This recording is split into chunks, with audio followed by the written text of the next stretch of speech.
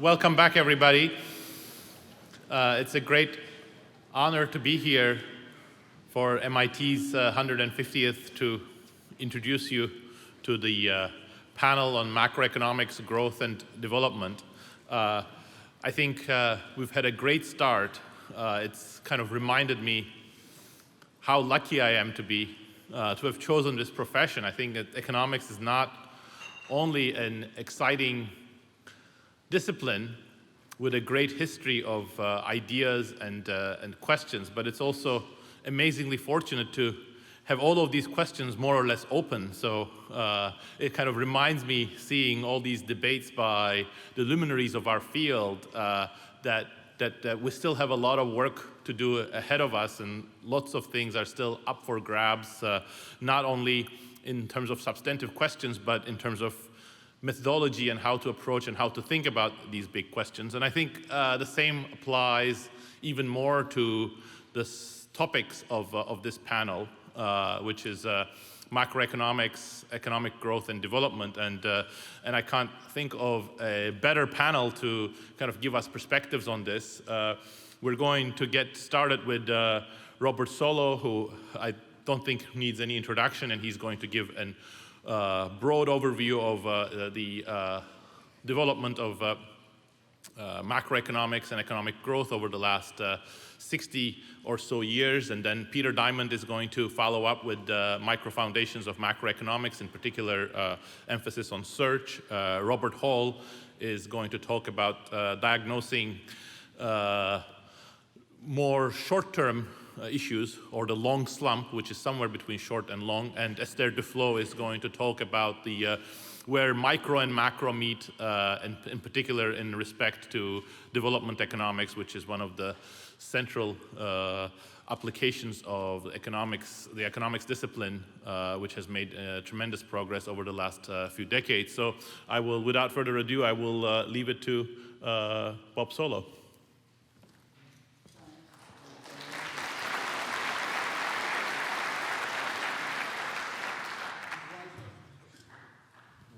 No, I'm going to speak from here. You do whatever you want. Yeah, I don't. I think better sitting down. Like any good economist, I asked myself what my comparative advantage was here this morning, and I decided it must be related to my extreme age. So I thought I would say a few words about how macroeconomics has changed and worked out during a very long period of time. When I took my first course in economics, which, believe it or not, was in 1940, that's 70 years ago, there was no such thing as macroeconomics, and certainly no such word as macroeconomics. There were courses in money and banking, but all you learned that had macro implications or scale in money and banking courses was you learned about the quantity theory of money, and you learned about banking crises. There were also courses in business cycle theory, and they were certainly macroeconomic in intention, but the whole history and volume of business cycle theory had no general framework within which you could combine and compare various ideas about fluctuations. There was, in short, in 1940, no inkling of a theory of aggregate income determination that you could use to sort of standardize stories about fluctuations in aggregate income. This is hard for people now to visualize, but this frame of mind, without any macroeconomic notion at all, what we would recognize as macroeconomic notion, persisted for a very long time. If you look at the Burns and Mitchell Measuring Business Cycles book, which was published just after the war, I suppose 1946 or so, you will see that. And I will tell you a story which illustrates it and dates only from 1961. In 1961 and 62 were the only period of time in which I ever worked in Washington at the Council of Economic Advisors. And we, mostly Jim Tobin, Art Oken, and I on this particular issue, had some notions which were put about the evolution of employment, about the nature, the status of the labor market then in 1961 or 62. These notions were strongly attacked by Arthur Burns in a bank newsletter, in a couple of articles we found rather puzzling. Henry Wallach also found them puzzling. Henry Wallach was a very good economist, former professor at Yale, and a member of the Board of Governors of the Federal Reserve System. And Henry Wallach went to see Arthur Burns and said to him, "And what trajectory of GNP do you imagine to be consistent with what you have said about the evolution of employment?" And Burns's reply was, "Oh, I don't think in GNP terms." So it was simply not part of the vocabulary. The fact is that macroeconomics in that sense in which I'm talking about it was really born in Keynes's general theory in 1936, as A.C. Pigou later acknowledged very generously. And the Hansen-Samuelson multiplier accelerator model and Lloyd Metzler's inventory cycle model are the earliest examples of business cycle models within the framework of aggregate income determination, at least aggregate income determination on the demand side. The word macroeconomics I didn't try to date. It's almost certainly due to Ragnar Frisch and at some later time. Now, if you leave aside the particular formulations that people think of as, quote, Keynesian, end quote, which I'm not interested in here, the important characteristics of Keynes's economics for this kind of historical view of the evolution of macro theory were two things in my mind. First, he wanted to take seriously the possible occurrence of persistent aggregate excess demand or aggregate excess supply.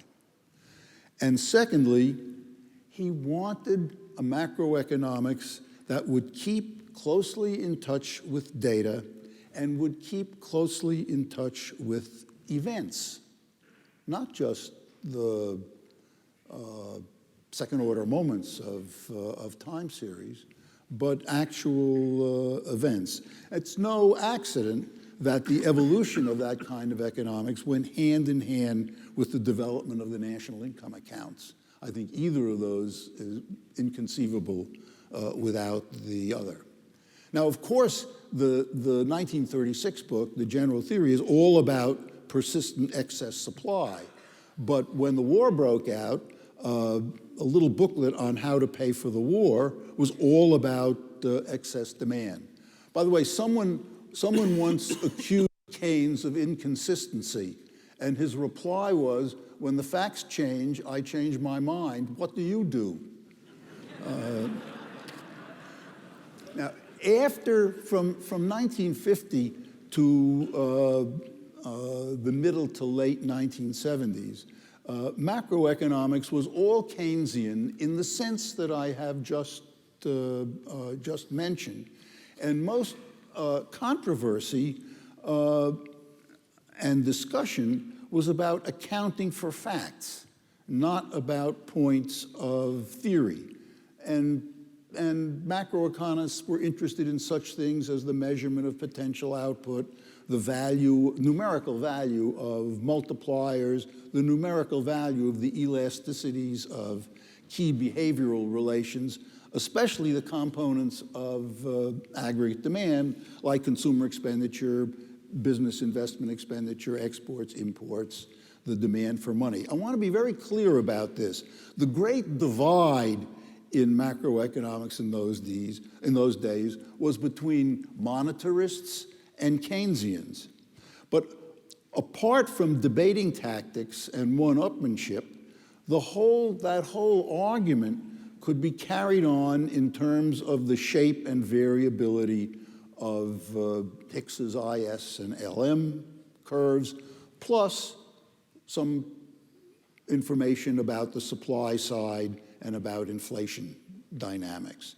Those were all empirical questions, but they're hard empirical questions, so that there was lots of room for a priori argument and for ideology to be dragged in, and of course they did get dragged in. There was a sea change in the late 1970s, and it was primarily event-driven. What happened was a period of inflation without visible excess aggregate demand, what the word stagflation was coined for that. That is to say, there were episodes which could not be understood without talking about supply shocks. All the earlier attention, except for growth theory, of course, had focused on demand-side disturbances. So neither the Keynesian nor the monetarist inheritors had any really ready-made analysis to deal with that kind of inflation, driven initially by the oil shocks, of course. Well, oil and grain as well. So there was a temporary gap. The gap was filled in fairly soon, but it provided an opening for opponents of this way of doing macroeconomics. Remember, I'm lumping Keynesians and monetarists together. And the opposition to this way of doing macroeconomics got its energy from two sources. One, I think, was you can think of as ideology, think of it as part of the general turn to conservatism that took place then. And the other was to tap into the latent desire of all economists for theoretical neatness. And I feel, this is not something I just think, this is something I feel, since I have it as much as anyone else. So after the 1970s, paying close attention to events got to be a bad thing. After the 1970s, to describe something as ad hoc became a pejorative term, roughly the equivalent of child molestation.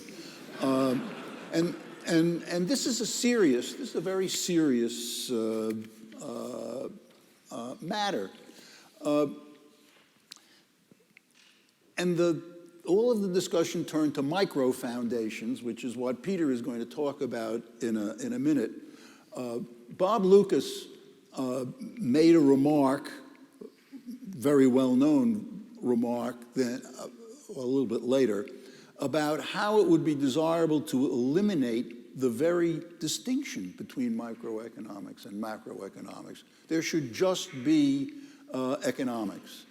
I have to say, I think that was a profoundly foolish thing to suggest, mainly because it's impossible. You can't answer the questions macroeconomics is asked to answer by modeling the whole economy as the interaction of tens of millions of households and millions of firms and products, all of them different, all of them idiosyncratic.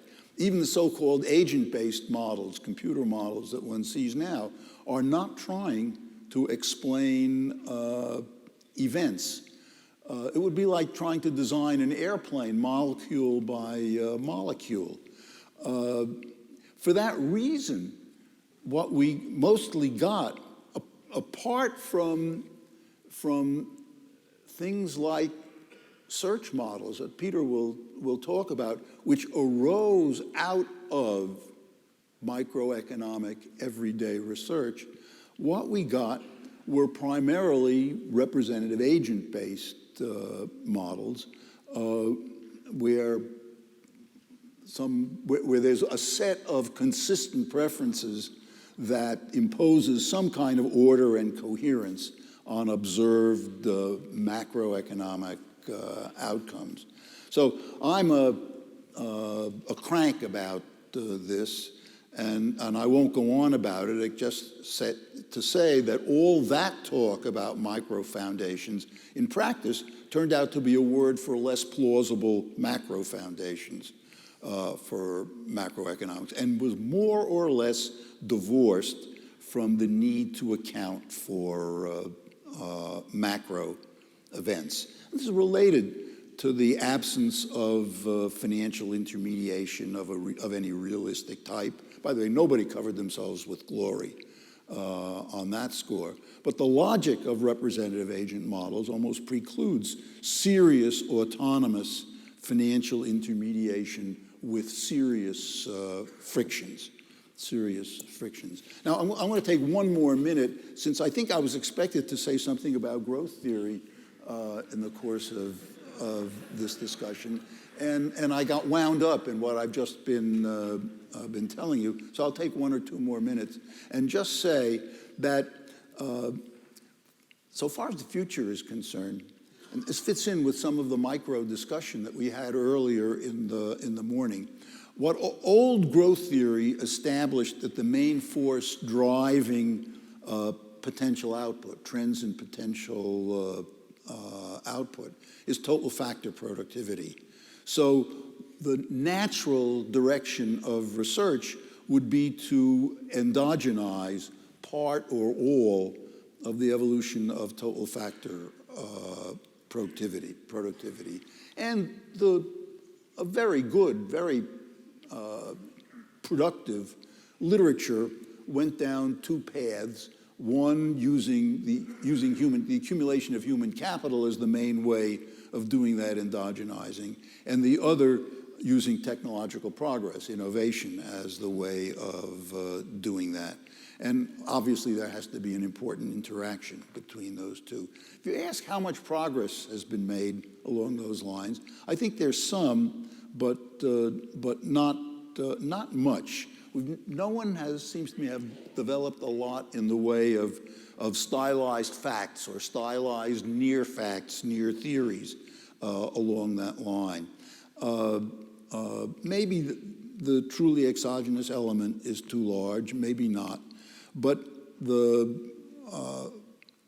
thing that has always nagged me about this part of the literature is how hard it is to, and this is another macro line, and the last remark I want to make, how hard it is to tell a coherent story that has total factor productivity on one side and a history of concrete innovation on the other.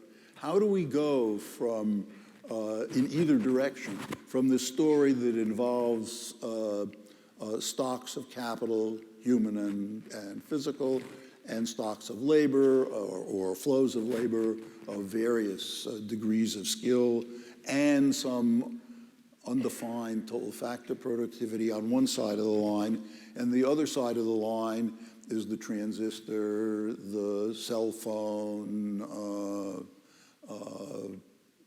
the Kindle that'll replace us all, and things like that. I think that's work still to be done, and it's going to be a neat combination of qualitative and quantitative. Thanks.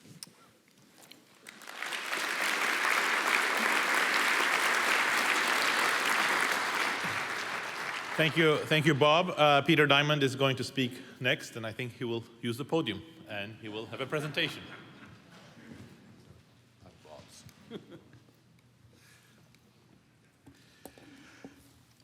Jim Paterba assigned me the topic of the micro foundations of macro, and I, like everyone else in the department, always does what Jim suggests. When I agreed to speak here, my memory flashed back. I was a graduate student at MIT's 100th anniversary. And I actually remember sitting in Kresge listening to Harold Macmillan although I could not for the life of me tell you anything he actually said. Even though we didn't coordinate, and this is, I guess, part of Jim's genius, my talk feeds directly off Bob's in several ways. Growth theory was a hot topic in lots of places, but obviously particularly at MIT in the 60s. And growth theory was very odd, probably unique at the time, and still very unusual in that it was both a micro subject and a macro subject. And by subject, I mean the people working on it. Some of them identified themselves as macroeconomists, some of them identified themselves as microeconomists. The modeling assumptions, elements like that were the same across this divide. The uses being made of it were not identical, but it was something that crossed that micro-macro barrier.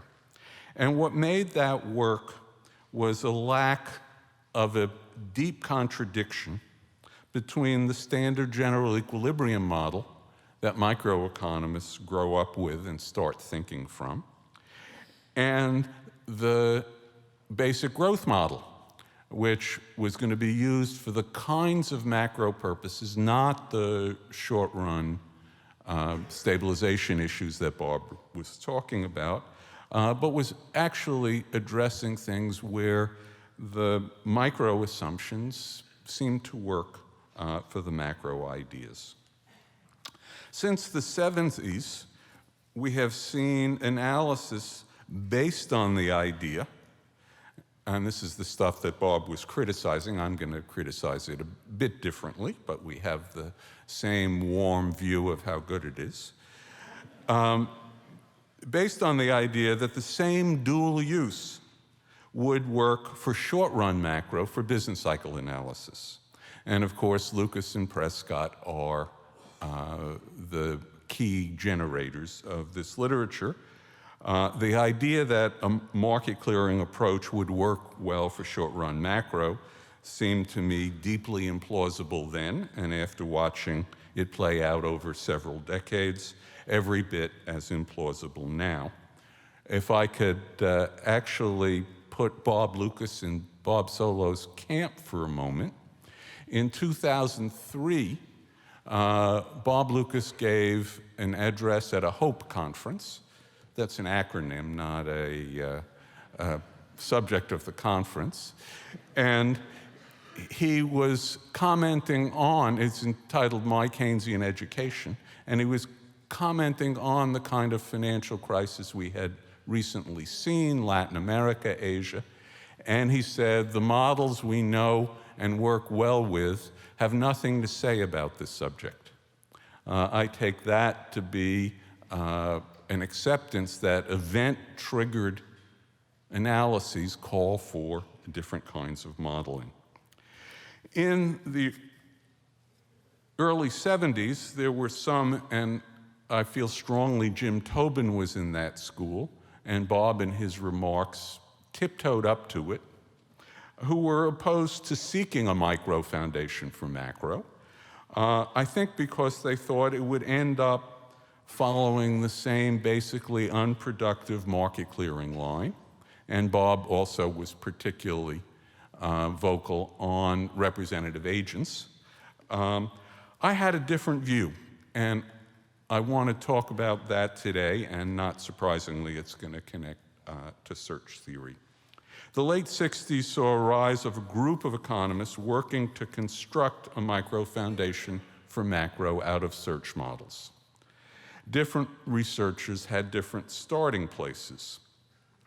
The desire for this came from a sense that standard macro modeling involved micro concerns, but did not incorporate them in the same systematic way with underlying modeling that was standard in micro. And the presumption was that doing micro foundation modeling would give rise to new insights and a better basis for even short-run macro phenomena. The famous Phelps volume had its eye on getting foundations for the Phillips curve, which related unemployment and inflation. My own starting place in the 60s was rather different, having cut my teeth initially as a general equilibrium theorist as an undergraduate studying with Gerard Debreu. It was a desire to do micro better, to overcome the limitations in relevance coming from the excessive degree of coordination that the standard general equilibrium model assumed.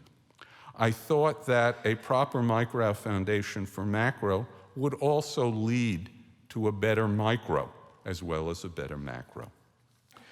There are two key Keynesian ideas that do not fit comfortably in the basic general equilibrium, and I'll refer to it as GE for shorthand, model.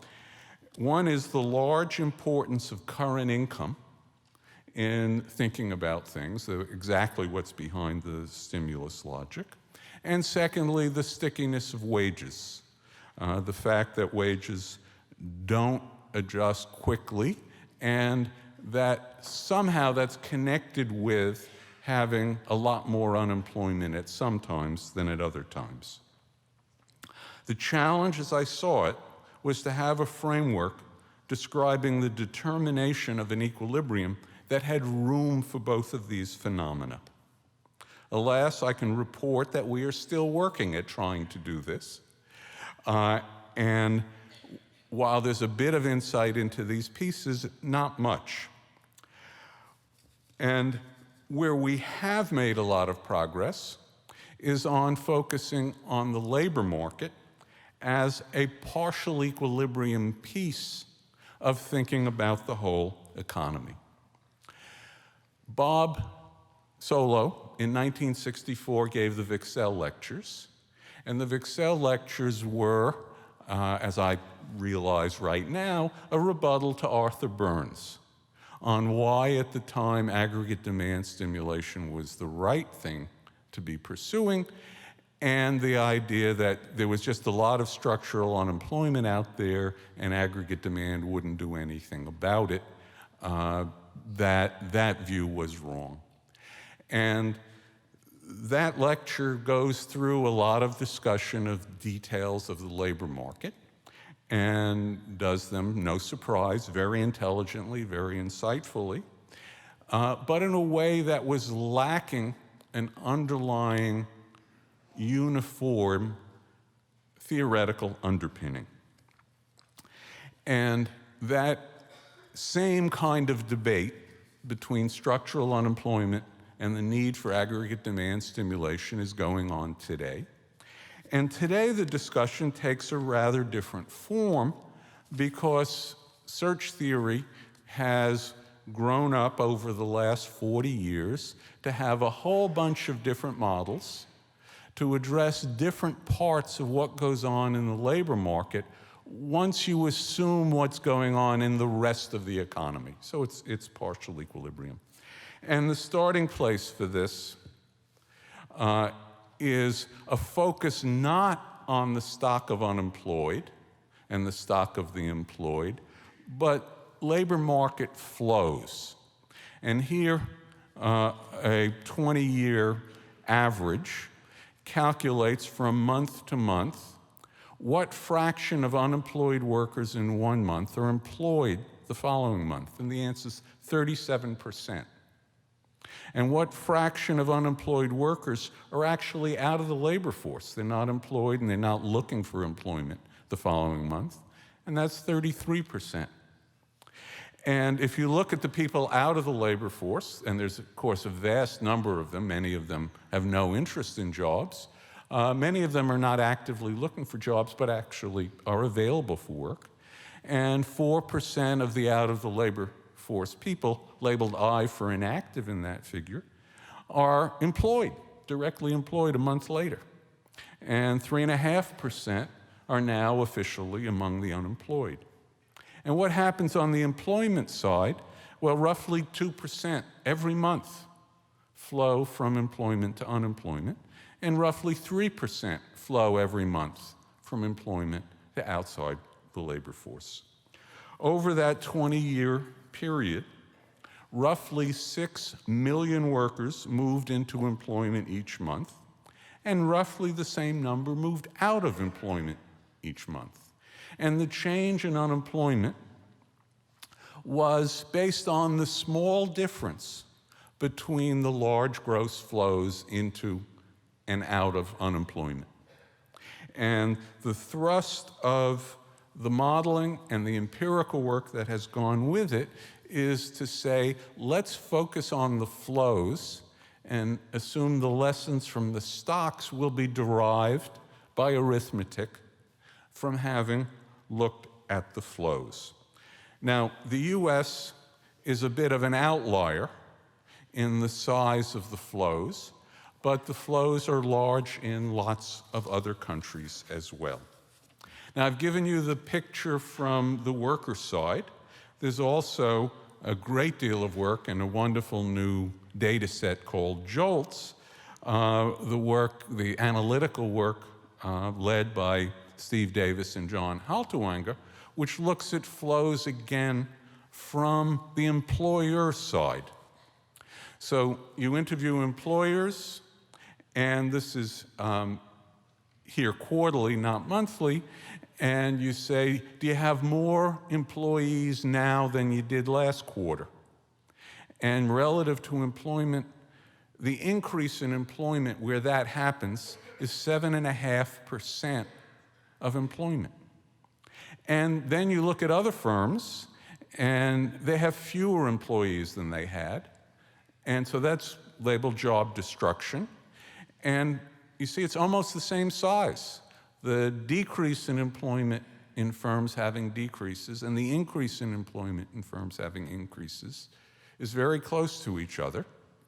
And the difference between them is what's happening with total employment. Again, the flows are huge. The change in stocks is small. If you're looking at the full pattern, hiring is about twice as large as job creation. A worker leaves, gets replaced, that's additional hires. And if you look at workers having left an employer, job destruction is part of that, but quits is a big part of that. So you see quits and layoffs are about the same size on average, although in the course of a business cycle, quits and layoffs play very, very differently. So these large flows and modeling the flows and modeling how they feed into wage determination is critical for two kinds of questions. One question is, we set up unemployment insurance programs. They work at what I might call ordinary times, and they play a key role in times like now with a big recession, high unemployment, where sometimes automatically and sometimes by explicit new legislation, we get extended benefits, we get changes in benefit levels. And so the question is, how do you want to think about those? First of all, you recognize you have policies that are in place in good times and bad times. Marginal tax rates is another example, where in good times we're focused on the impact of inefficiency. You go into a recession, they're a big part of the built-in stabilizer that hold down the size of a recession. So how do we want to think about that? And a key part that came out of formally modeling search is the idea that this process is not inherently efficient. Unlike standard modeling of markets in micro, where demand, supply, the market clears and things are efficient, people searching for each other, workers looking for jobs, employers looking for workers, aren't in contact with each other. Their behavior affects each other, and so there are externalities, there are inefficiencies, and you can't start thinking about the role of unemployment without thinking about that, and you can't start thinking about the role of unemployment without thinking about the feedback onto aggregate demand, the piece that isn't in the literature. So we're still a long way from getting to where some people wanted to start with a Phillips curve. Search is being built into conventional macro models, otherwise conventional macro models, looking at things like sticky prices and wages and how they affect the economy. But it's a micro foundation piece, not a full-blown micro foundation model. And I look forward to and hope for a big expansion in the range of micro foundation models that will be consistent with the general equilibrium views of thinking about the whole economy and the Keynesian views of recognizing the fact that we get, as Bob said, events that really affect things, and how the economy responds to that is critical. Thank you.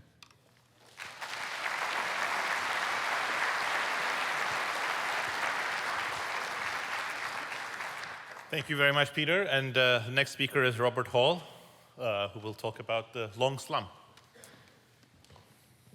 Okay. Well, it's a great pleasure to be here to recognize this important event in MIT's history. MIT was very important to me personally, first as a graduate student in the mid-1960s, where my classmates have all become just a hugely important generation, including Avinash Dixit and George Akerlof. Avinash and I shared an office, and I learned an enormous amount from him. In addition, MIT is important to my family in that my older sister was an undergraduate here, graduating in 1963. How many women were in the class of 1963? I think it's two hands worth. And she went on to and continues an interesting career. Most famous in the family for the fact that she worked for the guy who put the @ sign in email addresses. And my kids think that this is absolutely legendary. And more recently, my daughter received a PhD in economics from the economics department 6 years ago in 2005. Now, the master of this event, Jim Paterba, assigned me to talk about something which he knew that I was thinking about. It was not a random choice, and that is to present a diagnosis of what's happened in the U.S. economy.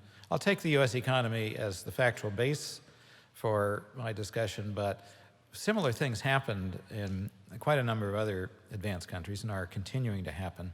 So you can think of this as more of a worldwide analysis than just focusing on data from the U.S.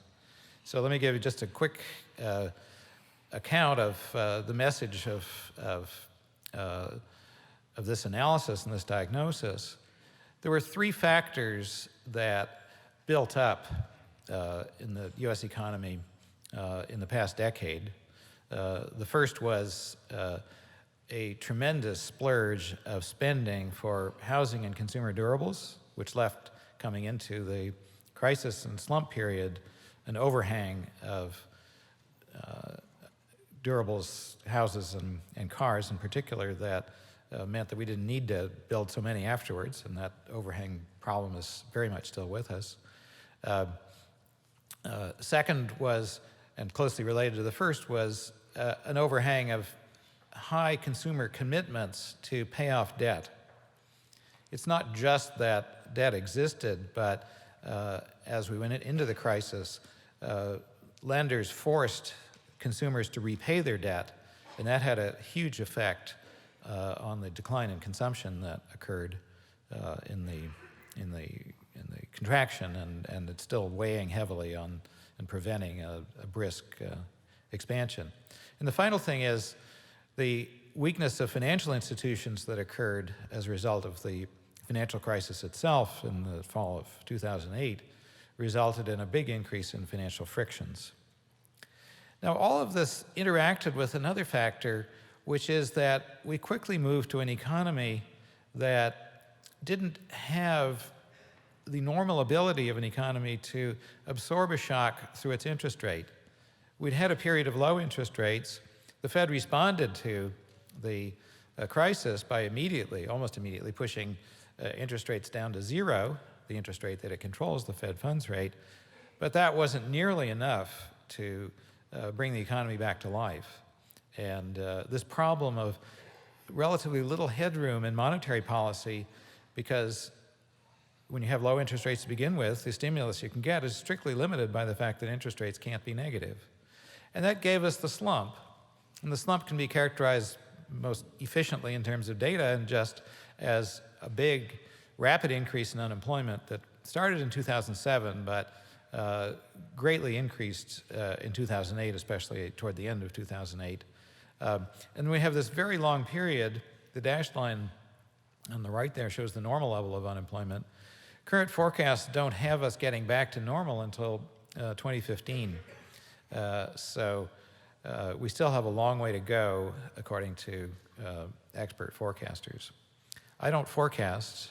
One of the reasons is that Paul Samuelson, who taught me so many things, taught me if you have to forecast, forecast often.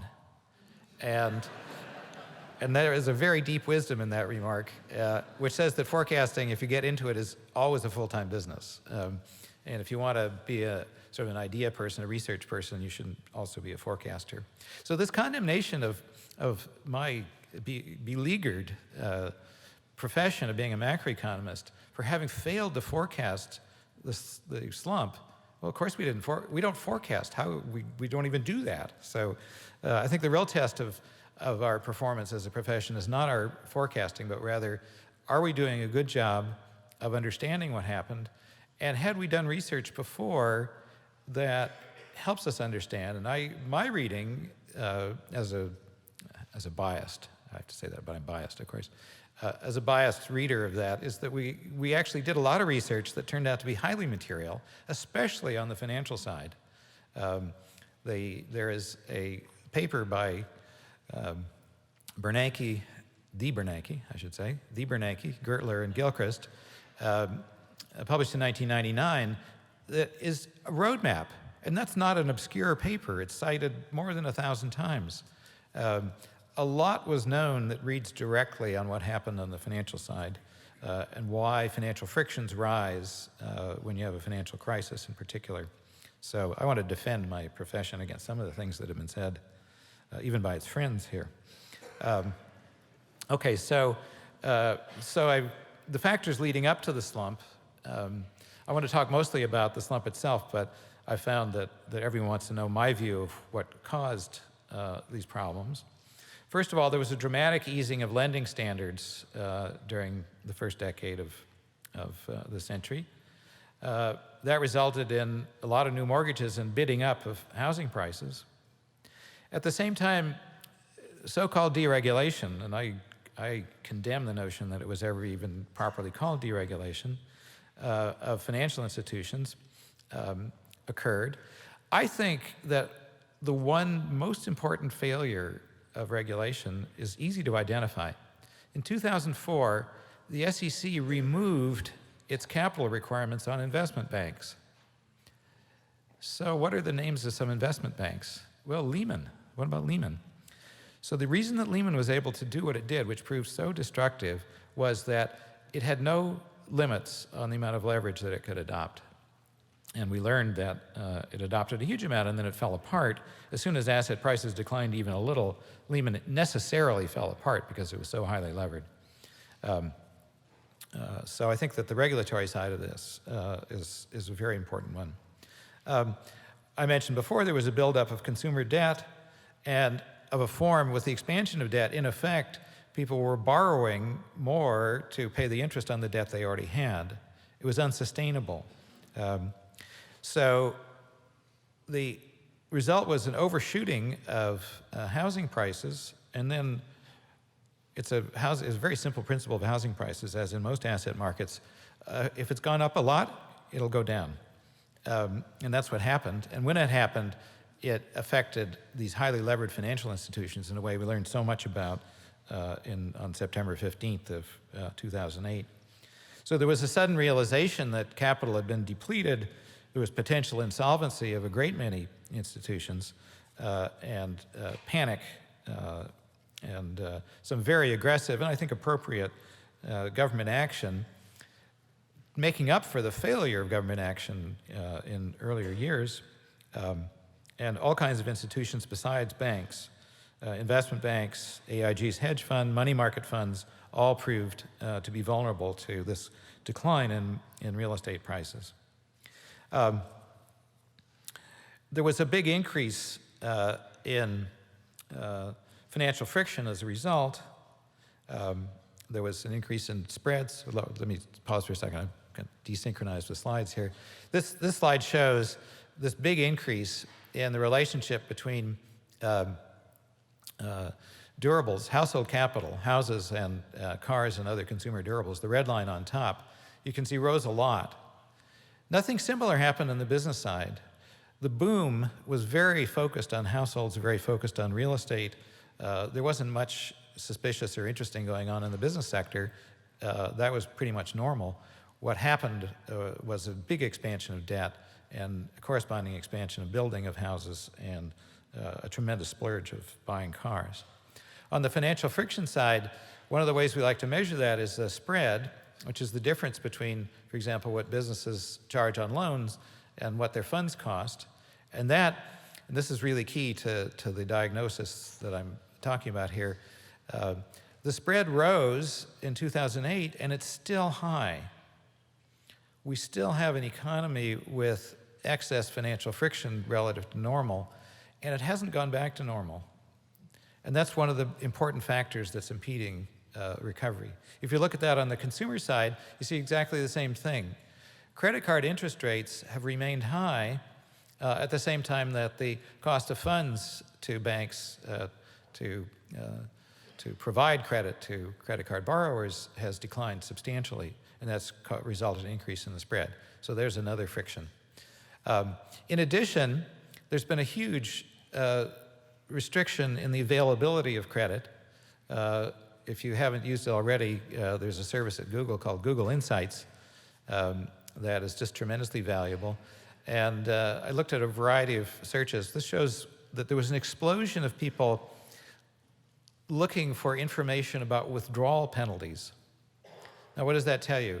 It tells you that they'd exhausted their normal ways of dealing with a financial emergency at home and had to go to things like taking money out of a retirement fund, which involves a very substantial tax withdrawal penalty, or taking money out of saving instruments that have withdrawal penalties.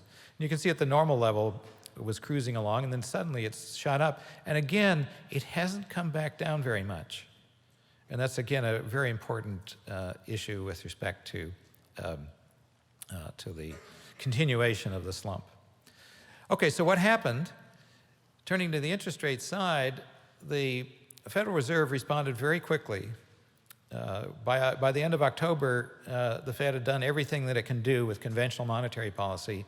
It had pushed the Fed funds rate down to almost zero. And it's still there today.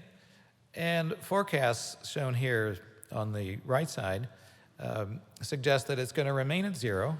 And certainly the most recent decision was emphatically to keep it at zero. We're far from the time when we should begin to raise it. This scenario suggests that next year it'll begin rising, but only by a little, and it won't get back to normal again until 2015, when the economy is thought to be returning to normal. So we're in an extended period when the Fed's hands are tied with respect to its ability to expand the economy further. So that means that the normal mechanisms that should operate in the economy of lowering interest rates, stimulating spending on, for example, business capital, to replace the fact that people don't want to spend any more on houses. We built, in some sense, way too many houses through the year 2006. We can rest on our oars with respect to house production. We should be producing other stuff. But that would require a decline in interest rates, and that interest rate decline cannot happen because interest rates can't be negative. And the result is the normal equilibration process of the economy fails in a situation like this. There's been a huge outpouring of research that I've contributed to on this question of what happens in an economy when its interest rate can't go below zero. That's called the zero lower bound, or as we say, ZLB. There's now a whole branch of macro called ZLB studies. and it's extremely active right now. Okay, so what else happened that's important? Fortunately, it turned out that nothing much happened to inflation. Inflation had cruised at right exactly around 2%, which was the Fed's desired level of inflation, for an extended period. At the beginning of the crisis, it fell just a bit, by about almost exactly a percentage point. And since then, it's cruised at 1%. Now, you might think all inflation is a bad thing, but that's not at all the way macroeconomists think about it. Quite the reverse. I've said on several occasions, but this is the most appropriate one, Ben Bernanke would surrender his MIT PhD in economics if we could have 3% inflation today. And why is that? It's because what we really care about is the real interest rate, which is the ordinary interest rate, the nominal interest rate, minus the rate of inflation. What we would really like is for people to perceive that now is a great time to buy stuff instead of later. Well, there's nothing like inflation to get that mentality going. Normally, we don't like to see that. We want to keep inflation under control because it's a sign of an overheated economy. Well, we'd like a little bit of that overheated mentality now. In the overheated economy, people are buying now instead of later. They're doing so guided by financial incentives, the interest rate. We'd like a nice low real interest rate, which says buy now instead of later. And that inflation could deliver that.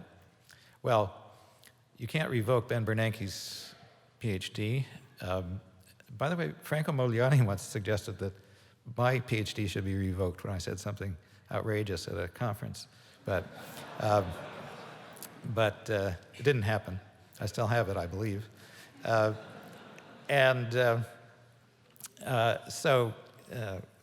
we're lucky that we have this continuation of moderate amounts of inflation. Okay, so all these factors that I've identified are going to continue as far as anyone can see.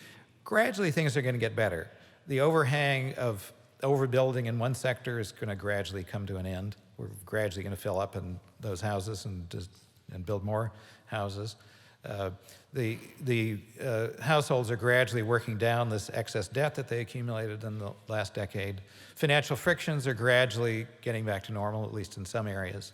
And all that's going to give us a gradual glide path of unemployment back down to normal, but another 4 years, maybe more. With respect to policy, the policymakers that we're going to talk this afternoon, I understand, are all still waiting for their planes in D.C. So maybe I could say a bit now. First of all, I think the Fed has basically done all it can. It's made all the right decisions as far as I'm concerned. But there's just not much more it can do. And it is saying just steady as you go and not engaging in any more attempts at expansion because it's basically done everything it can. There was a lot of interest when the Obama administration came in, MIT economists were central there. Larry Summers, who basically got his PhD from MIT because he took graduate courses, including one from me, a memorable experience, I have to say, and actually quite a pleasant one. And Christy Romer, who has an MIT PhD in economics, were very instrumental in designing early policies. One of them was to try to take advantage of the fact that when the government buys more stuff, every model agrees that that stimulates the economy. Any economist who suggests that that doesn't stimulate the economy hasn't looked at a wide range of models, all of which agree. It's a number question, but that number is positive. And furthermore, and this is really important, in a zero lower bound situation, which is what existed when the Obama administration came in, everyone also agrees that the multiplier is higher when the zero lower bound is in effect. So the numbers that were put out for what you could get from increasing government purchases, I think were about right. And that was a big effort of the administration, but it failed completely not because the multiplier was low, but because it's just impossible to get the government to buy more stuff. The only government agency in the federal government that bought any more stuff was the Pentagon, but there was no increase in other types of federal government purchases. So we just didn't do it. And it seems like, and that's a repetition of experiences we've had before. The only thing that's under discussion now that would be interesting, and it's an idea that quite a number of people have come up with, is that if we could use taxes to create the equivalent of inflation, that would give us a huge stimulus. And it could be done in a way that didn't have any budgetary impact. But that's an idea that's borderline crank, so I don't think it's going to happen, but it's an idea that if economists ran the show, that it's probably something we'd be doing. And the last comment I'll make is that all this happened because of regulatory lapses. The most important thing, which we made almost no progress on, the Dodd-Frank bill, only scratched the surface of what needs to be done. We need to have robust financial institutions with lots of capital. When I say lots of capital, I mean like 50% capital. There's no reason why we shouldn't have a heavily capitalized financial system. And if that had been in place and enforced, none of this would have happened. It's entirely the result of a very substantial enforcement policy lapse of allowing extremely highly leveraged financial institutions to have important roles in the economy without proper regulation. Thank you.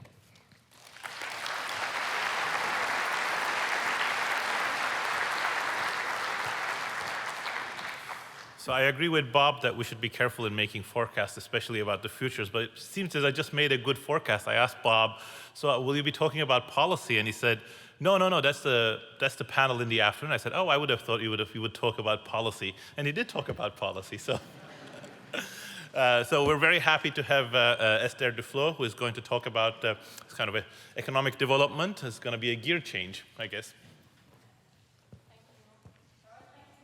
I was trying to figure out what could possibly be my comparative advantage.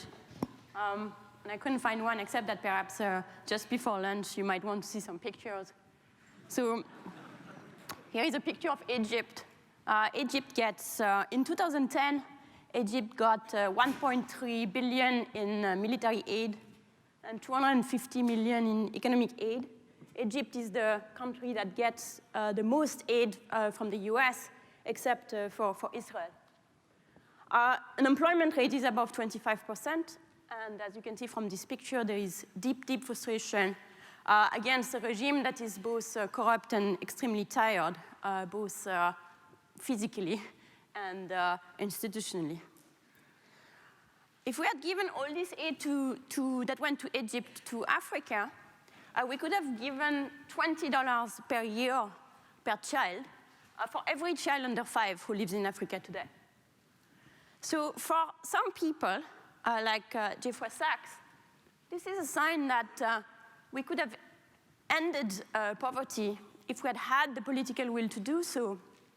With this $20 per child per year, you could have bought bed nets to protect her from malaria, deworming medicine to make her stronger and make her go to school more, all of the immunization that she would need, and you would have plenty of cash left over.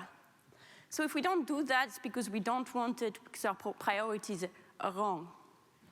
On the other side, we have Bill Easterly, who is actually a graduate from MIT, who says that no, in fact, this is a symptom, this is a sign, the Egypt cases and many other, is a sign that aid in general fails, and that it's useless, or maybe worse than useless, because it contributes to prop up regimes which should have gone long ago.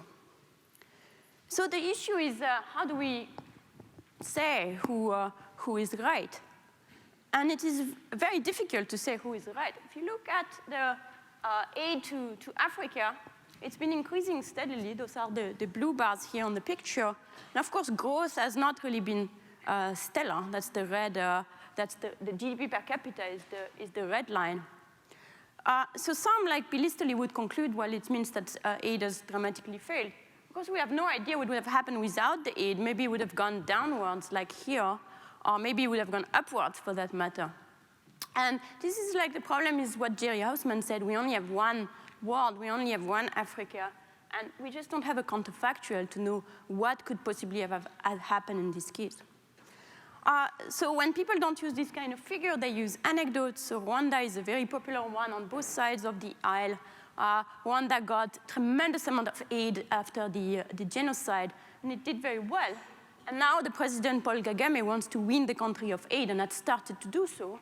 So Rwanda is claimed as a success, both by Jeffrey Sachs and by Dambisa Moyo, by Jeffrey Sachs as a success of aid, and by Dambisa Moyo as a poster child for self-reliance. Of course, what is very hard to arbitrate between this he said, she said, because we have no idea what would have happened in Rwanda if the policies had been different.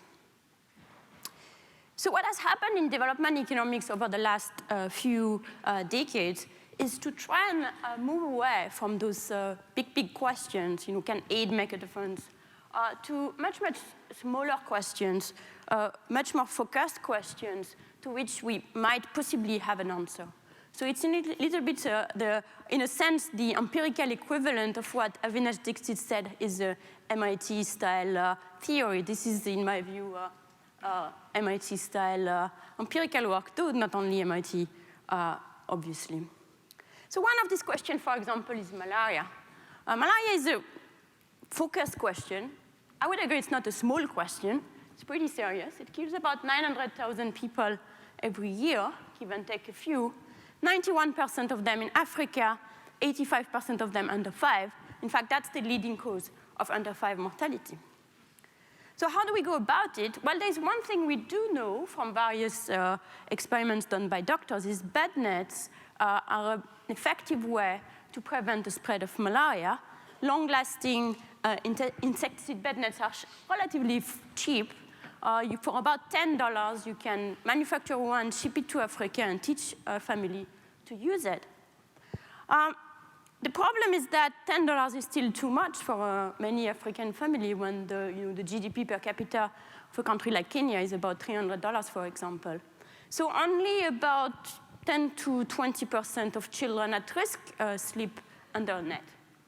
And of course, as the conventional public finance would tell us, we should subsidize bed nets because malaria is highly contagious. So if I sleep under a net, that helps the kid next to me.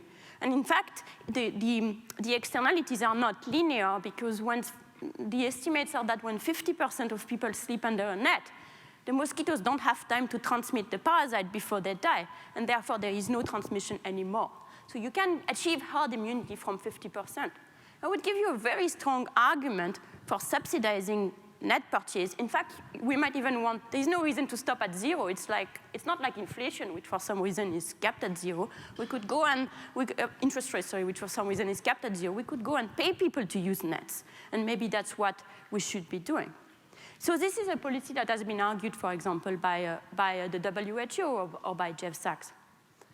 But then there is, there's always a new economics to come forward. And there is this very old principle in economics called sunk cost fallacy, which is what you paid for something shouldn't influence what you do with it, because once you've paid for it, you've paid for it. And these arguments coming from psychology and economics saying that maybe the sunk cost fallacy isn't a fallacy to the extent that people actually are influenced by it. So there could be what people call a psychological sunk cost effect, which is unless you pay for something, you consider it's worthless. So the argument is that if you give bed nets away, people are not going to use them as bed net, but as wedding veils or fishing nets, like on this picture. So the argument is very heated. It's a very, very ideological argument with very strong position. Of course, there are dollars involved, but not very many dollars when we compare to the US economy or anything, but a lot of passion and ideology. And sitting from where I sit, this is a bit strange that this debate is dominated by ideology because it seems we could pretty much resolve it. It seems that what we do need to know whether bed nets should be distributed for free or we should pay people to use them or we should make people pay a little bit or make people pay full fare, is number one, what's the price elasticity of the demand for bed nets? Do we lose a lot of people if we start charging for them? Second, so that's the standard sort of economics 101 question, the empirical equivalent of that. Second is if people get bed net for free, will they use them or will they waste them? So that's the more sort of behavioral sunk cost fallacy hypothesis. And second, which is something that also comes forward, is that are people going to be used to handouts? So you give them the bed net for free, and maybe they use the bed nets, but you can never, ever sell them a bed net again, or chlorine, or school meals, or they will always expect handouts. And all of these questions, in principle, you could answer by looking at what people do, with the caveat that you have the Jewish mother or Asian mother problem, which is whoever decides to pay for a bed net is probably not comparable than someone who will only get a bed net if they get it for free. So a big movement in development economics in the last, say, 10 to 15 years has been to try to create situations where people are exposed to different conditions or treatments, but are in fact comparable. And the way you do this is the equivalent of the randomized controlled trials that are used in medicine to test the effectiveness of drugs. So to give you an example here, this is an experiment that was carried out by Pascaline Dupin, who is an assistant professor at UCLA and a former student of mine. What she did is to randomly select households all over the place and give them offer them nets, either for free, or with partial subsidies, or with full subsidies. And she randomly broadcast her vouchers for the various prices for the nets, so that people are strictly comparable. And when we look at their behavior, we know that it's the effect of the price they had to pay, as opposed to any differential selection. And what do we find? Well, the first finding is that the elasticity of demand for bed net is extremely strong. So for free, almost everybody get it. As soon as you make people pay just a little bit, the demand drops. And when you get to $3, which is only about less than half of the full price, the demand is basically all gone. So the price elasticity is very high. So if you start getting people to pay, you will lose a lot of people. Second question is, are they going to use it if you make them available for free? And there you find, in some sense, no evidence for this psychological sunk cost effect. People who paid for the bed net and people who had to, who got it for free are about as likely to use it. I should say it means both there is no psychological sunk cost effect and that the selection of people who decide to purchase the net is not affected by the price they have to pay. And the third question is whether getting a free bed net discourages future purchases. And you find, in fact, if anything, the opposite, which is people who got their first bed net for free are somewhat more likely to buy a second one when it's offered to them about a month later at an average price. So it seems people do not get used to handouts, they get used to nets, which is why, in the end, there is this learning and information effect going on. So what do we get from this? Well, number one, I think we answer a policy question of key interest. When that paper of Pascaline came about, that sparked a lot of debate, and that did change policies. For example, a big social marketing organization, PSI, changed their policy and started to give bed nets away. The government of Kenya is also now, this experiment was done in Kenya, government of Kenya is distributing bed nets for free in the maternal health clinic. Number two, and that's perhaps where it becomes more interesting from sitting in an economics department, is this gives you a window on how and why the poor make the decisions they are making. And here the big puzzle is, given that people are willing to use the net, seem to be valuing them, why is it that they are so price elastic, at least at the first purchase? And that's not an isolated thing for bed nets. The same thing is true for immunization. Immunization is the cheapest way to save lives. It's very, very cheap to immunize a kid. The Gavi Alliance and the Gates Foundation are pouring millions and millions of dollars on the problem. And yet, in a country, there is about 20 million children every year who don't get the vaccination they should get. And in a place like Rajasthan, India, where this picture was taken, 5% of children get the full set of immunization they should get. This is like a tremendous waste. It's hard to imagine a worse problem. And what's going on here? Well, we did an experiment to try to figure out whether small demand-side incentive would make a difference in the decision to get immunized. And what we find, this is a baseline, so almost never, no one gets immunized. After a year, there is some increase in immunization in the control group where we did nothing. Then we introduced some camps to make immunization easier, some increase to 17%. But then when you start giving this small demand-side incentive, we're talking about a kilo of lentils, the full immunization rate jumps from 17 to 38%. So it's a little bit the same thing where you get this very, very high price elasticity for preventive care, which contrasts with huge demand for curative care. And in fact, in experiments that I'm going to spare you the detail of, very low price elasticity for curative care. So people are willing to pay just about any price to cure their kid from malaria once they have malaria, but they won't get a bed net. So that is that's a mystery. So what could be going on? Well, part of it could be misinformation and mistrust. That's not only developing countries.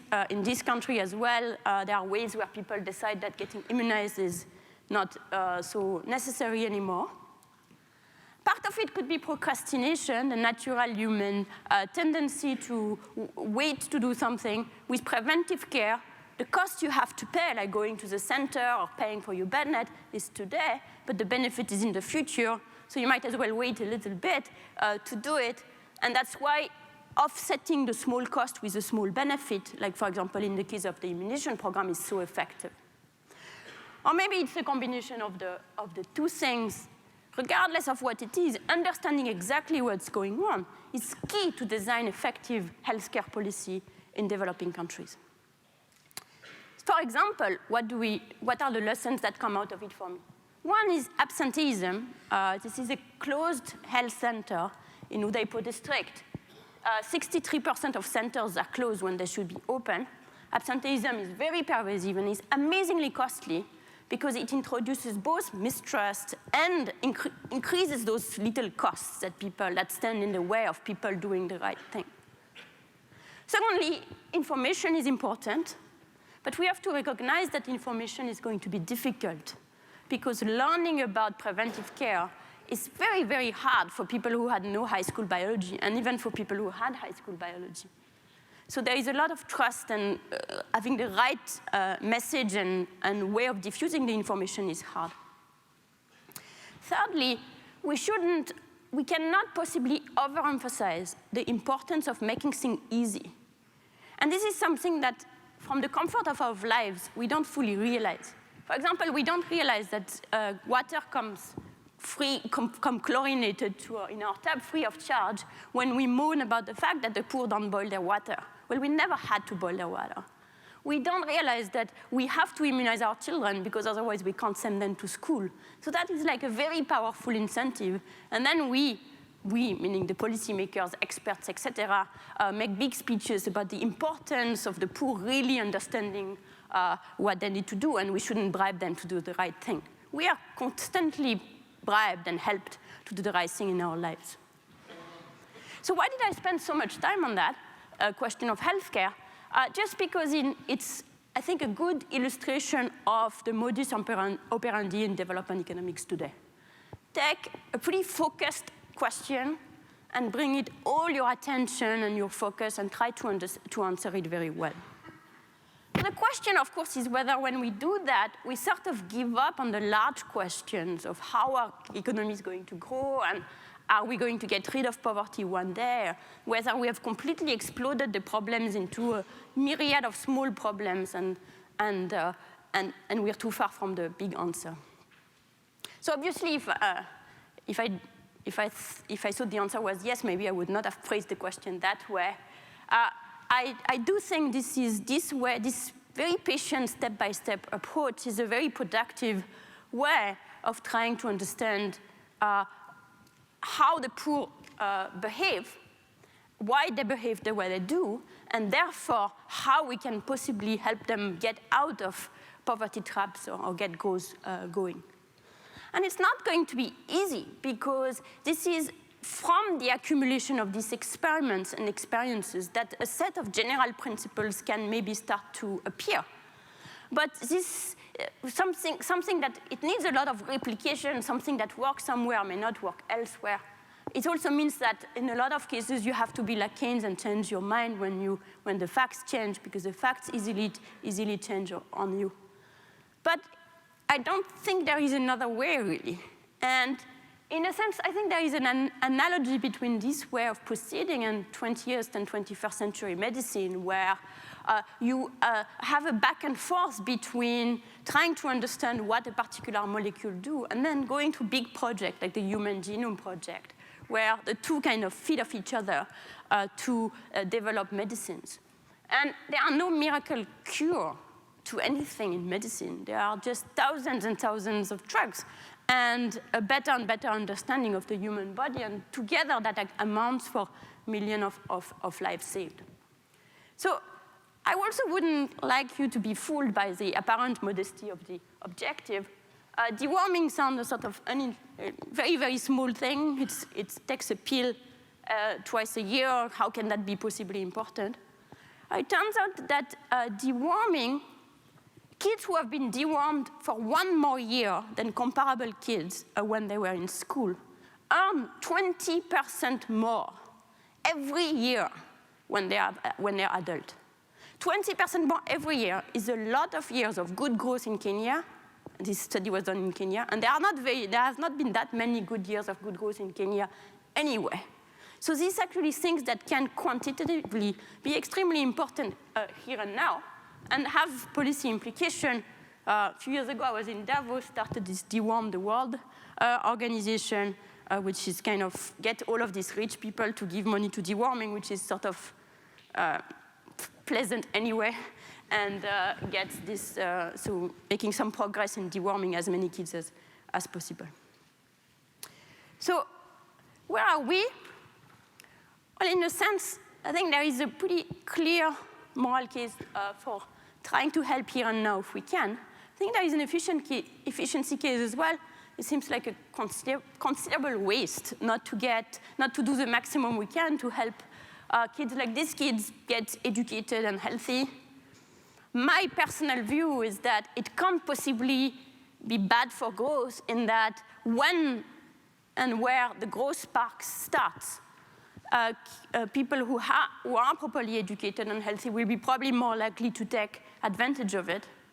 Even if it were wrong, I don't really see a strong case not to do the maximum we can.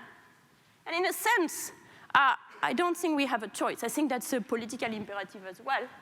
And go back to Egypt, I think the poor are not going to sit silently while we are trying to figure out how we can make their economy grow or their labor market work better.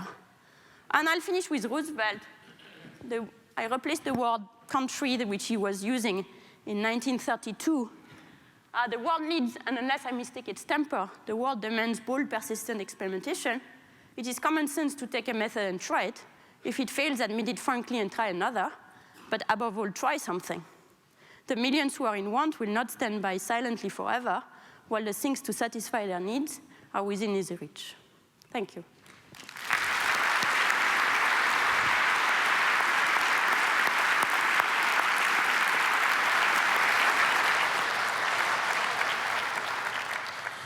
Thank you very much to all 4 panelists for these very interesting and thought-provoking comments. I would like to see whether any one of the panelists would like to make any follow-on comments, and if not, I think we have a little bit of time for questions, and the microphones are up front again. Please come to either of these 2 sides.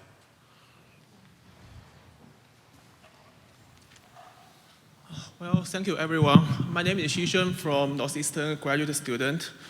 Last week, one of my students asked me a simple question in Professor Mancrae's textbook about why, the human capital, the return of human capital never decreasing. I find it very difficult to answer such questions, not because I don't know the answers in textbook, but because about my experience before 2 years. I hired by the Chinese government to do a survey in Jiangsu province about economic growth. So I spent half a year to do a survey. But what I see is all the local governments, they do is introduce capital, introduce those technique, and spend a lot of money to develop educations. Because China always lack of these things. But the problem is that all the factories, foreign factories, invest at China, they just use China as a factory, not industry. China become a part of productions for those firms.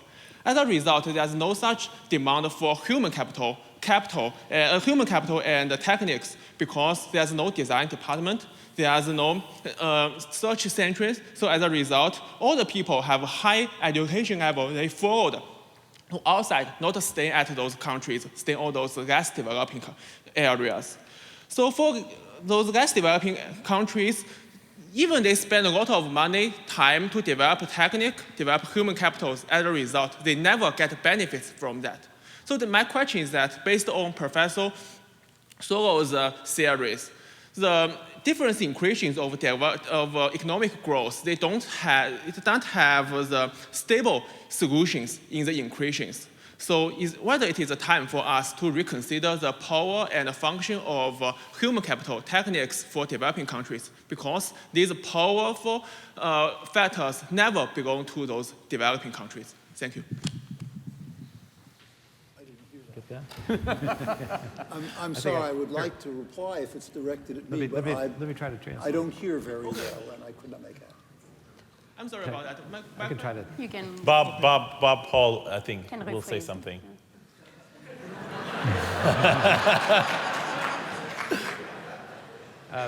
Well, the one sentence version is, what's the role of human capital in growth theory? Oh.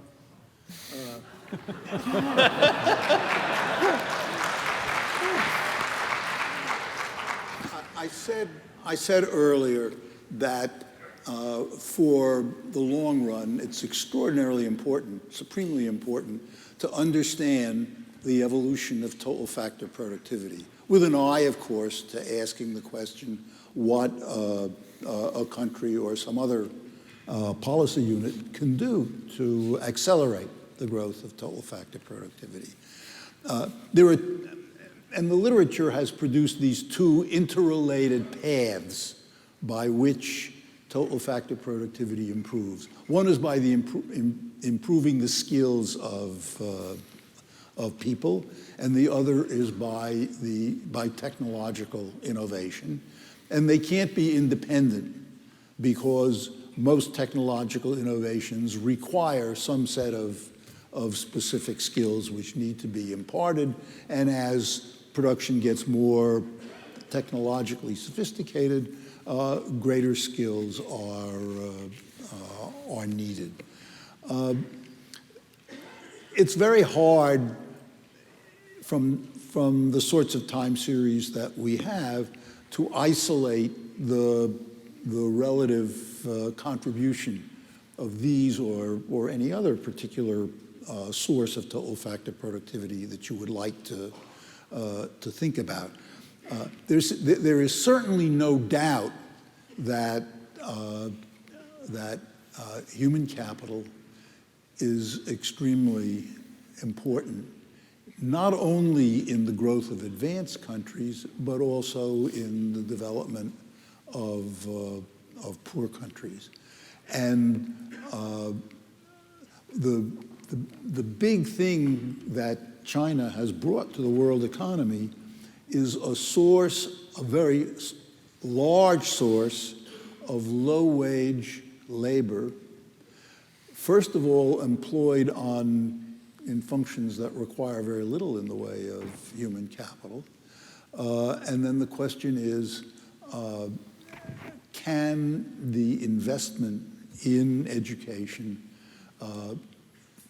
facilitate, make possible, may even make necessary, the move to more and more sophisticated lines of production? In the case of China, that appears to be so. I don't know whether I've answered the question in particular, but Okay. So, certainly the question I would have asked myself. So we have, we'll have a couple more questions. If you can make the questions relatively brief, because I think we have limited time. Okay. Good morning. My name is Karen, and my question is for Professor Diamond.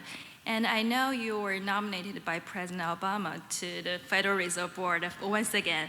So I want to hear your opinion on the effect of QE2.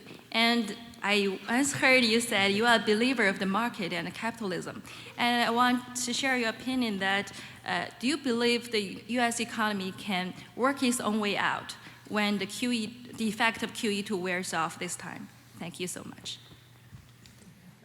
The first rule I was told after I was nominated for the first time and the second time and the third time, which I think should put me in the Guinness Book of World Records, is don't answer questions like that. It will just get in the way of your being confirmed. So let me skate around it. First of all, Bob Hall said the Fed has pushed the interest rate down to 0, and there's very little more it can do. QE2 is something more, and I don't think anyone thinks of it as a huge deal by itself, but I share the view that has been expressed by the existing governors. I think I can say that in public, that it is helpful in the right direction. But I share the view implicit in what Bob said, that it isn't as powerful as an ability to lower interest rates 2, 3, or 4 more %. Okay. So I think we should, yeah. Bill Carlson, 68. And I'm going to ask this question of you, Darren, and you can allocate it to the panel. You've published research on dual labor markets, the so-called good jobs, bad jobs literature. And I'm curious whether this distinction between good jobs and bad jobs is so fundamental that it should be in the micro foundations of macro models whose intent is to predict the effect of stimulus policies, especially when you take into account Williamson's work on the structure of firms. I think that's a wonderful question, but I'm not going to answer it myself, and I'll see whether Peter. Let me just say that a major part of the flows in the slides that I showed are flows of employed people going to other jobs. And so it's a quit and it's a reemployment, and that generally represents an increase in the efficiency in the economy. You could call it moving from a bad job to a good job, but it may be a series of small steps. That's a nice vocabulary for something that's a continuum. And there is a significant part of the literature exploring what drives it, why it disappears. Quits disappear when we go into a recession. As Bob has noticed, when the quits are gone, then the replacements disappear, and that affects hiring rates. So this issue, in a different vocabulary, is very much there. It's not in the simplest basic starter model, but I think it's the kind of thing that is recognized as an important part of the cost of a recession, that these things aren't happening. Go ahead. So David Otter in the MIT Economics Department has done some very interesting research that suggests that we really need to think about 3 groups in the labor market, not 2. There's one group of people who have very little training and basically work with their hands. They do gardening and they take care of people, and they're doing all right by historical standards. Then there's the people who have graduated from MIT who are ready to go out and develop new products and do intellectual problem-solving work, and they're doing extremely well. And then there's a very sad group in the middle who are high school graduates, but are the ones who are whose jobs have been taken away, so to speak, by computerization, and they have suffered the biggest disadvantage. So rather than talking about a dual labor market, I think the next step is the 3-part, the trinary labor market, to get a good picture of what the US labor market looks like. Yes, please. Thank you. Mahesh Kotecha, Sloan School of Management, 74. I took a course from Professor Hall. I don't really remember what I learned. That's good, because I don't remember what I taught. but I remember it was very important, and I wish I had learned more of it. My question sparks from your chart that showed the spreads on lending, which are very high for both consumers and corporates, and they remain high. And the observation I want to insert into that and then ask a question is that the shadow banking system is effectively on its back. Structured financings are not happening, and they're not likely to happen in any way in the size that they used to. For a variety of reasons, good and mostly good, but many bad. Overregulation being one of the bad ones. Given the lack of lending that is taking place in the high spreads, how do you see the evolution of the decrease? The observation I had about the structured finance market, it basically has slowed the velocity of money. And I wonder to what extent you see reduction in spreads and incentives that might be given to reduce those spreads from lenders. Well, on the business side, the bulk of American business is not dependent on borrowing from financial institutions. There's relatively little leverage. Where I live, corporations don't borrow from banks at all. Quite the contrary, they accumulate almost mindlessly. Like Apple has $50 billion in short-term instruments on its balance sheet, not borrowing, but lending. And the shareholders are getting a little restless about that. Of course, there are certain industries that are credit dependent, and they are still definitely, there's no question that there's an impairment of credit flows in certain areas. I think, though, and I think there's been a big shift of the thinking of macroeconomists in this direction, that the real credit-dependent sector is not business, but is households. And the real questions are the squeeze that's gone on in the household, where they were permitted to borrow large amounts in the last decade and then forced to repay that over the last few years. That's been, in terms of GDP, the way I think, is very much larger than what I would see as a relatively marginal issue with respect to businesses. Most GDP arises in businesses that have direct access to credit markets, if they need credit at all, so or finance. They're mostly equity financed. The U.S. business sector is not highly levered. Only certain sectors are. Airlines are.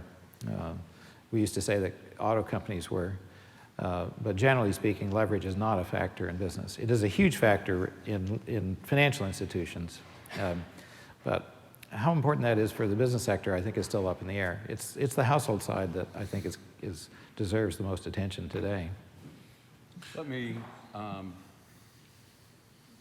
put a different wrinkle on the interpretation of the household sector and the word business. From the employment point of view, there's a great deal of employment that goes on with small business. And a lot of small business is financed by banks and is financed by drawing on, there's the household link, their own wealth, the wealth of families and friends. And what we have been seeing in this Great Recession is that employment growth by small business relative to employment growth by large business is way down. And the cyclic behavior of the two generally is different. And what we're seeing now is an unusual amount, which I think is connected to exactly what Bob was talking about, the financial stretch out of households and of banks. I think that affects the financing not of big business, but of small business. And in terms of hiring, that's an important part of the story. Since we're running late and we don't want to eat too much more into the lunchtime, I think we're going to have only time for one more question. I'm sorry for the remaining people who wanted to ask questions. Hopefully this is is worth your while then. I'm Doug Carr, a Sloan grad. Obviously, the issue of the size of government is a huge controversy today. There are studies in economics. Barrow, I believe, has found that a larger size of government relative to the economy has associated with it a lower rate of long-term growth. And I think there may be other studies that refute his study. Within the field of growth theory, is there a framework for analyzing this issue? Certainly a framework for analyzing it. The difficulty in dealing with associations like that is to translate it into a causal mechanism. One way that it is, of course, perfectly possible that large government budgets waste resources and affect the level of output that way. It's also possible that slow-growing economies tend to depend more on governmental intervention than fast-growing ones.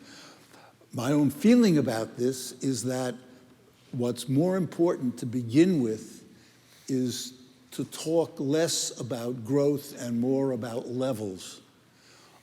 One could easily make a sensible argument one way or another about the size of government relative to the economy and the efficiency of the economy.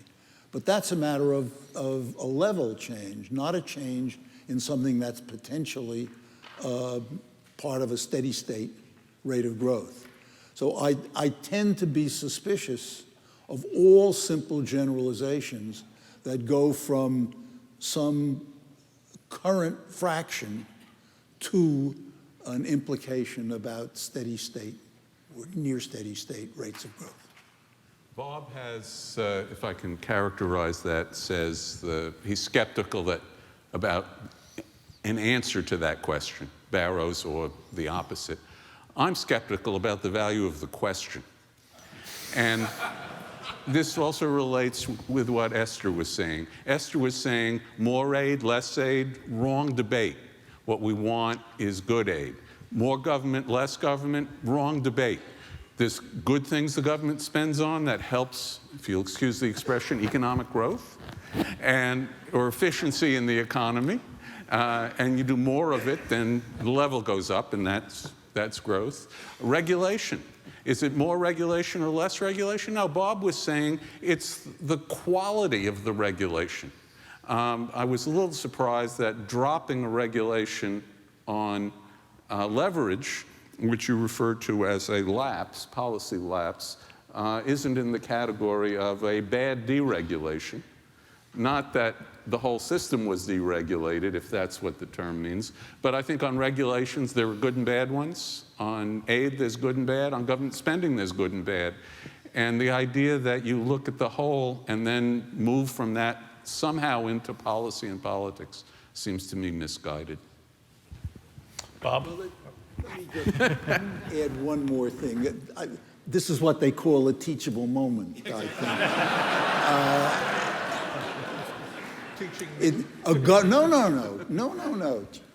No, teaching the world. A government that spends money, which would appear as a larger government, supporting higher education, supporting technological innovation, supporting R&D generally, certainly has a prayer, more than a prayer, a likelihood of affecting the steady state rate of growth. A government that botches food and drug regulation, or that spends more or less, will affect the current efficiency of the economy, but won't affect the rate of growth. To that extent, I think that's what Peter had in mind by saying he disagreed with the question. Bob Hall? Okay, great question. All right, so as it happens, I've done research on this question, published a paper on it, which agrees extremely strongly with both Bob and Peter. In the first place, it was in the levels framework, which I strongly agree with. What matters is the level. Growth is just a way you get to the level. Second, it examines this question of how government relates to economic success. And the answer is very clearly size is not important. And you can see that in Scandinavia. Scandinavia has governments that historically have been very involved in the economy but has achieved excellent results. And then you see some economies that have very small governments that have terrible results. What shows through unambiguously is competence. What we want is a government that knows what it's doing everywhere. Now, luckily, that's pretty much what we have. You know, the U.S. stands at the very top in terms of output per worker, and generally with a government that does a good job of providing an environment in which private activity can flourish with the right, the government being assigned the right things to do. There's a few exceptions like the post office, but generally this country gets things right. And if you go to another country and see governments floundering, then you can appreciate that. Okay, I think I would like to thank the 4 panelists again for